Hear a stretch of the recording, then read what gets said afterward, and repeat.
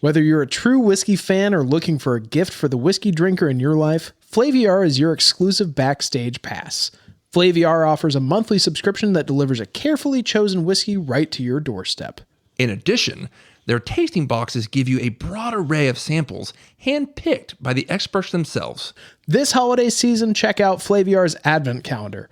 Every day in December, you can open a different door to a delicious new whiskey. Go to flaviar.com/Cinemavino to start your adventure in the world of whiskey. Use promo code Cinemavino10 to save $10 on any purchase of $100 or more. That's flaviar.com/Cinemavino. Promo code Cinemavino10.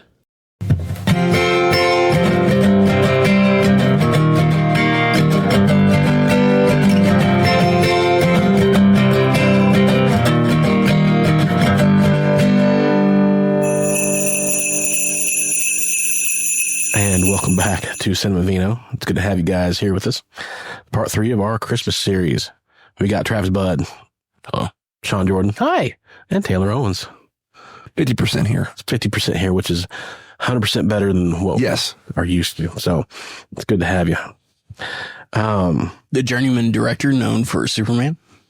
I went too soon. Yeah. Okay. Yeah. It's fire. Those are words. So, but yeah, we are doing Scrooged, which was directed by Richard Donner.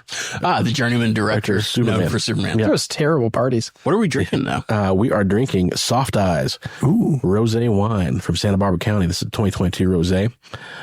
This is a mixture of Grenache and Marcellin, which I'm not familiar with, but I'm 95% Grenache. So it's a good, easy drinking, medium bodied rosé. 11.1. Yeah. Not harsh at all. Not juicy, not super dry. Yeah. Just kind of. This would be a good afternoon, Christmas Eve kind of thing where you're looking to maintain a long, slow, steady buzz. It looks like you guys are enjoying it. Yeah. Yeah. Being under the weather, I didn't partake, but it looks like you guys really are enjoying the flavor. You're smacking your lips, which means it's got a nice aftertaste. If you were to imagine the flavor, what is the flavor like in your head? Just burp into his face. Yeah. But I can't smell very well. Oh, yeah. Yeah. Booger sugar. So, yeah, it does look like it would have a little bit of citrus, maybe some melon undertones, maybe an apricot. Cantaloupe. Mm-hmm. Yeah. I'm getting the melon. Maybe a little bit of honeydew. Yeah. Do love some honeydew. Got a little bit of honeydew. Yes. So, yeah. Honeydew doesn't have a lot of flavor. No, but and yet somehow that flavor takes over every fruit salad. Yeah. Yeah. And the best honeydew comes from a free hotel buffet. Ooh. That is the best honeydew. Yeah. Yeah. I'm also getting styrofoam. Yeah. A little dry Capri Sun. Oh, yeah. Kind of. Like one that's kind of like room temperature. Sat out in the sun. Yeah. Yeah. Somebody took it out of the cooler and then just forgot it. And somebody was like, that was the last one. They were like, you want it? It's a little warm. You're like, fuck it. We found another one, but it wasn't in the cooler. You want it? Yeah. Okay. Yeah. The Intercontinental Hotel in Kansas City has some really good honeydew. There you go. You guys are ever in that way, staying around the plaza, go get you some. They grow them good in Kansas City. I need a good melon baller. Yeah. I don't have one in the house. Like Carmelo. Like something to scoop ice cream with? A baller? Yeah, he's a baller. Is that a sports reference? Yeah. Is that football? No. Okay, correct me if I'm baseball. A melon baller is what you scoop ice cream with. Am I wrong? No, no. A melon baller is what you scoop melon with. Yeah. Okay. An ice cream scoop is what you scoop ice cream with. Okay. I thought it was the catchy. I mean, you could probably do both. No, a melon baller is a really smaller scoop. Yeah. And ice cream is a big, really small balls. A melon baller is a smaller baller. Yeah. Okay. Understood. Like a Bugsy Mugs. Mugsy Bogues? Yeah. Bugsy Bogues. And it's probably not strong enough for a good hard stiff ice cream. Yeah. It might break a melon baller off in there. Yeah. It depends if you have a metal melon baller. Yeah. What? I'm just talking about ice cream and melons. Yeah. I'm just talking about Bugsy Mogs. Can we get through this podcast? So without talking about Muggsy Bogues. Now, he was a basketball player. Yeah. Yeah. He was a little guy. I'm thinking Spud Webb. He was in Space Jam. Who's shorter, him or Spud Webb? Now he's splitting hairs there. I think that. Which one took a picture next to Minute Ball and then showed up in my 7th grade? I think that was Spud. Science textbook. Yeah. Spud. Mm-hmm. I believe that was Spud and Ball. Mm-hmm. Gotcha. Okay, so Scrooged was released November 23rd, 1988. Grossed $100 million against a $32 million budget, so decent-sized hit. Directed by Richard Donner, journeyman director who also directed Superman, Lethal Weapon, Goonies, Maverick, and other I've already films. said this twice. Travis covered that ground for us. That is fuck. Wait, he directed Lethal Weapon, which was written by the guy who wrote the movie we did last week? He directed all of the Lethal Weapons. Nice. A little tie-in. Richard Donner clashed with Bill Murray during filming, which is not surprising because Bill Murray clashes with many of the people that he works with. Just about everybody? Yeah. He's notorious for feuding with people like, for example, Richard Dreyfuss on the set of What About Bob, Lucy Liu on the set of Charlie's Angels, and most famously, he had a huge falling out with his best friend Harold Ramis on the set of Groundhog Day, which lasted almost up until Ramis's death in 2011, 2012, somewhere around there. This was Murray's first starring role in 4 years after Ghostbusters.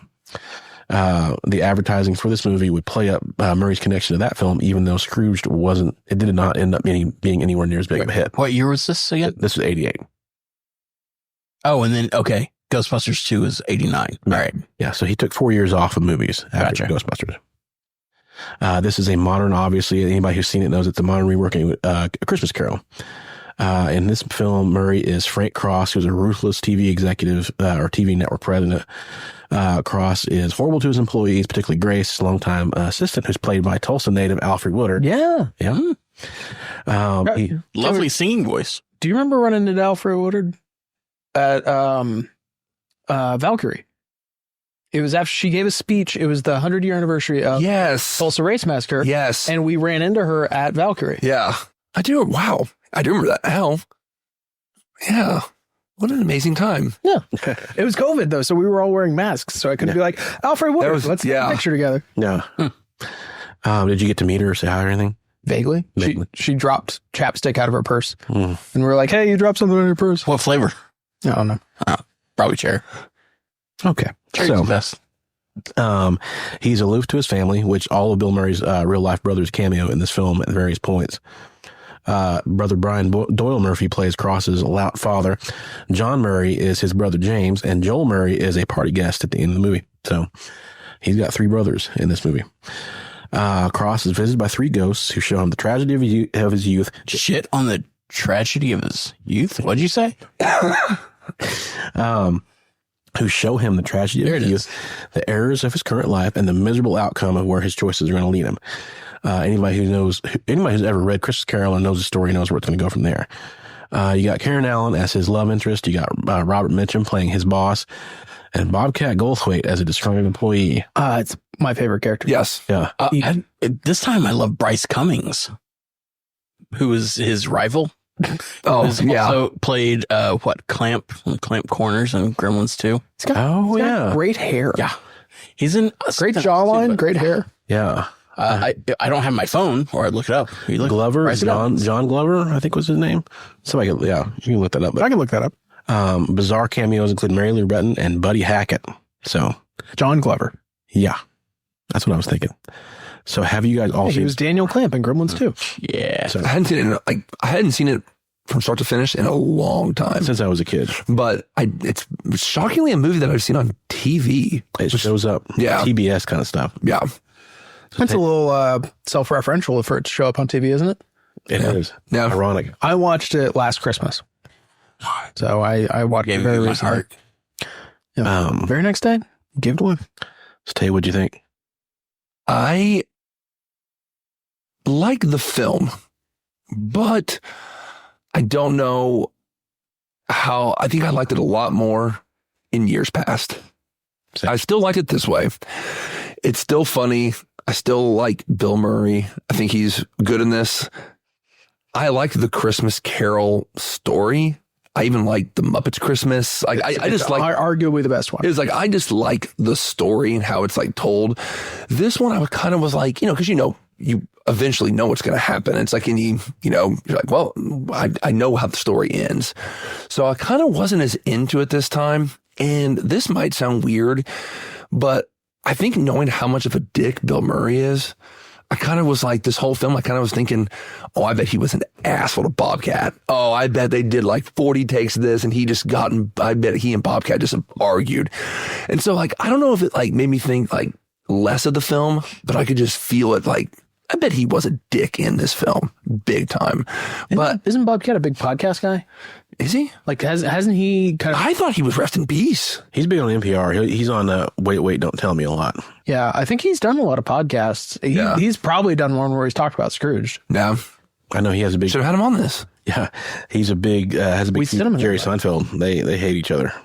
Honestly, that makes me respect him that much more. Yeah.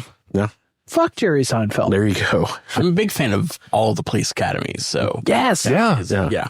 Well, and I did like him in this one. I was like, I kind of forgot, how much he was actually in this. Yeah. I was like, oh yeah. And the film was good. I liked it. It was funny. But the only line that I continuously remember from even like as a kid was the mouse and the reindeer. When it was just like, just staple it. Yeah. And I thought that was so funny as a kid. And it was just like, and now I'm like, man, that was kind of dark. It was like, but I was like, still funny as hell. Yeah. But that line always stuck with me. But yeah, the ending seemed to me like kind of dragged on. And I still like this movie, but it was like just a little, it was nitpicking. Yeah. Ending seemed to drag on. I was like, oh man. But I still will watch it again. The only negative thing is like, I think just all the bad stories you hear about Bill Murray, that I was like, for some reason that was slipping into my subconscious. Yeah. It's like, not that I was like, oh, I'm boycotting this movie because of Bill Murray, but I'm just like, yeah, I could see him being a dick in these movies big time. Yeah. So, and I'm not saying it turned me off, but for some reason, I was just thinking about that more in the actual movie this time. Yeah. I don't know why. It gets in the way. Yeah. Yeah. But I still think it's still a good movie. Still like it. I will watch it. Maybe not every Christmas, but my wife had not seen it. And she was like, well, I thought we were going to watch this together. And I was like, let me catch you up. It's called A Christmas Carol. And it was like, here we go. Here's the premise. Here's the premise. It was like, that's all you got. So I think that's also kind of like, it's just a Christmas Carol one. Yeah. Like we watched Muppets last year and I'll watch that one again. I will watch that. Every year. Yeah. But so that's my only negative thing is just think about Bill Murray and also like, it's a Christmas Carol. So you know what's going to happen. So my rating on this, even though I do like this film, maybe a 6.5. That's kind of what I was feeling on it. That's fair. Yeah. Travis? I'll go along with 6.5. I do love this film when I remember it exists. Yeah. I just always will like forget about it until I see it on. And then I'm like, oh, sweet. What part's it on? This is great. I love the crazy like trailer at the beginning for the Lee Major. Okay. That was good. Okay. It was very good. I always like the line where like, this is one Lee Santa Majors. that's going out the front door. Yeah. You've been a good boy this year. Yeah. And Bobcat is great in this as the down on his luck, fired guy. But this time, I was really watching that Bryce Cummings, John Glover as the rival, and he's not in many scenes. And then at the end, he's all tied up in a chair most of the time, getting Me Too'd. Basically. But he's always like, he's such a ham. Like he was great in the, like all of 30 seconds or of 60 seconds of actual lines he had in the film. Yeah. Because I've just recently watched, Gremlins and cause it's a fucking Christmas movie. Yeah. We watched it before, but he's in Gremlins too. He is. As the owner of the building that they're in. Whatever his last name is, Clamp. But yeah, so he was what I was really kind of watching this time. I love, who's the Ghost of Christmas Past? Yes, he's so good. He's a musician, I believe. I can't remember his name right now. Well, he's been in other things. David Johansen. Yeah. He's a musician, I believe. And then the Ghost of Christmas Present is she was funny. Carol Kane. Yeah. I love this film because it's an irreverent version of Christmas Carol. Yeah. Like you never really get to see Scrooge call the Ghost of Christmas Present a bitch. Right. Yeah. It's just like The New York Dolls. That was this is inappropriate language to be slinging around. Like, isn't this supposed to be a Christmas movie? Yeah. And that is why I do love this, is because it's a Christmas film that you can't exactly let the kids see. And they're talking about the Kama Sutra and just other weird weird stuff that's like As a gift. yeah. Yeah. They're like, it just kind of be hard to answer if the kids are sitting right there like, Mom, what's that book? What are they talking about? Is this one R or is it PG-13? I believe it's PG-13. That would make sense. So- An R-rated Christmas movie would be rough. Yeah. It'd be Bad Santa. Yeah, exactly. Yeah.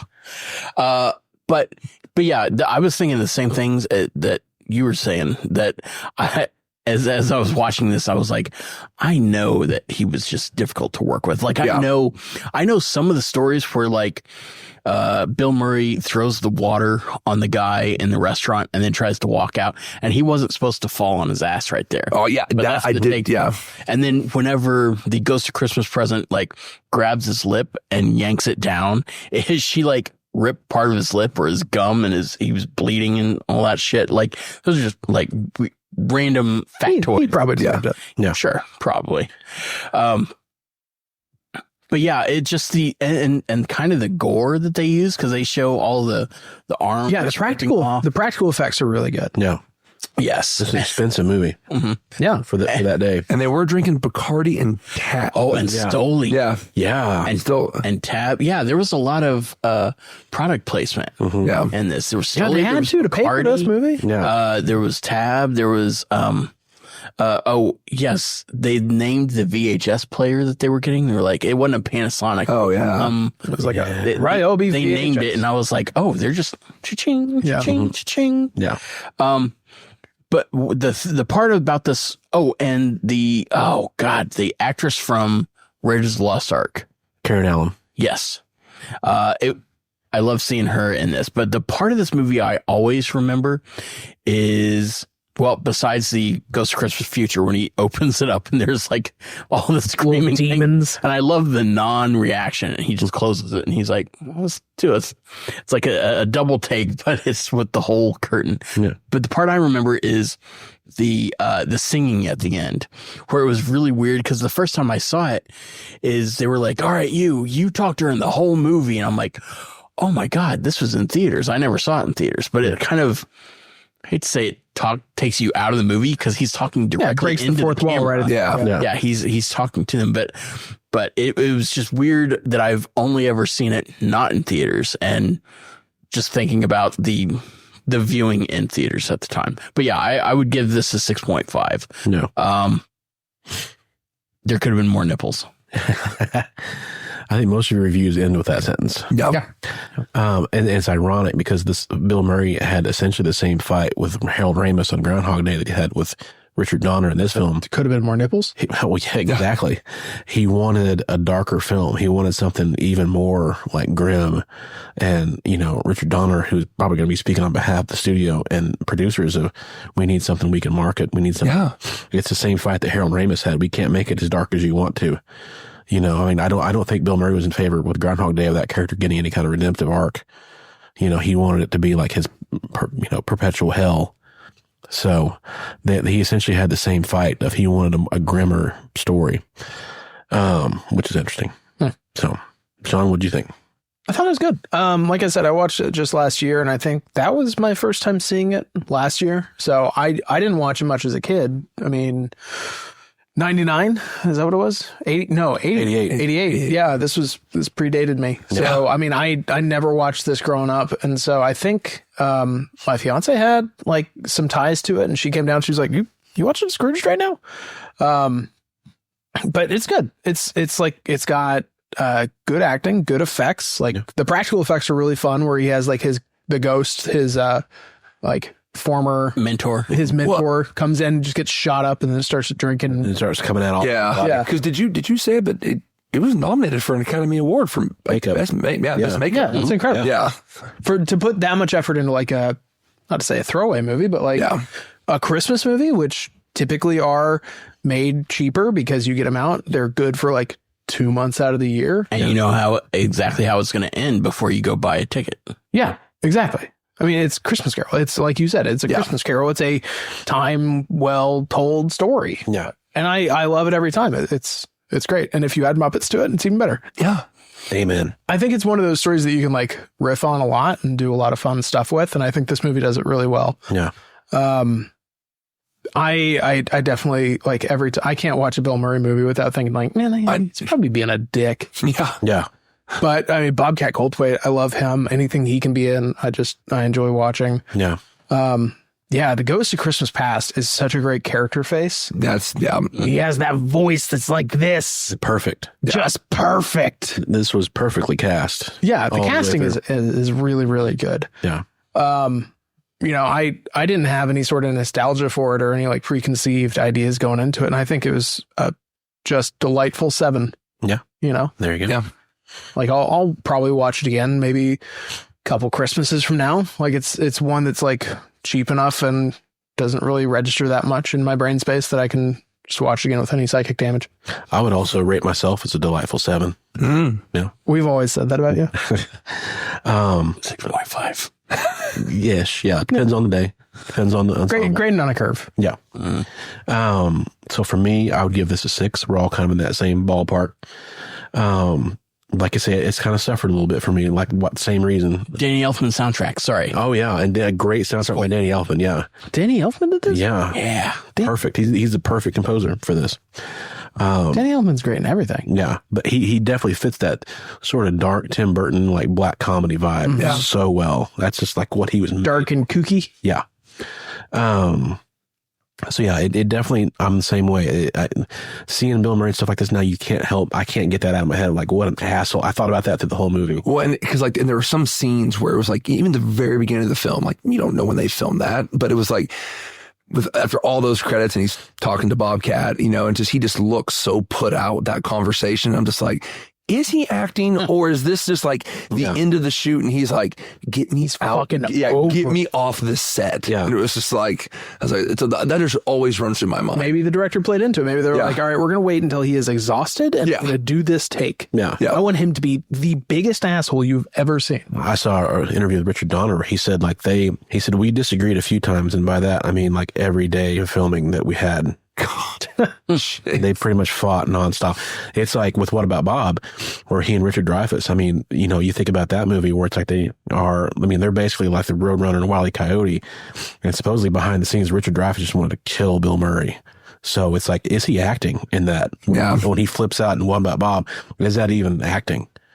You know, you think about that, like in this movie, when people roll their eyes when Bill Murray's walking out of a scene, it's like, are they acting? Yeah. Or are they really channeling? Yeah. Is there any director that works with Bill Murray regularly? Wes Anderson. Yeah, I was going to say Wes Anderson has worked with him a lot. Mm-hmm. And you had why did they get along? Yeah, I don't know. Well, he also gets along with Ed Norton. And then also there you go. Well, because I thought he had even said in an interview that it was like he respects people, whatever it was, but like Wes Anderson and what was Lost in Translation? Sofia Coppola. Yeah. So he's like he for some reason referenced them to as like directors that he really enjoyed working with. I bet he's one of those guys that you know, on a professional setting, like if you can vibe in with him and find that groove, great. Yeah. If you're not in that groove, he is the worst person in the world to work. Yeah.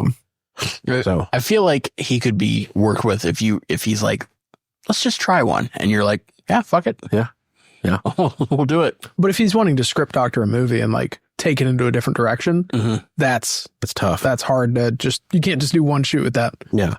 Well, especially if you're in a situation like what Harold Ramis or Richard Donner were, where it's like he wants to go night and day, and it's like, you know, there's a line in the sand. You're either going with him off the cliff or you're stand your ground. If you stand your ground, he's going to fight with you and it's going to be ugly. So, yeah.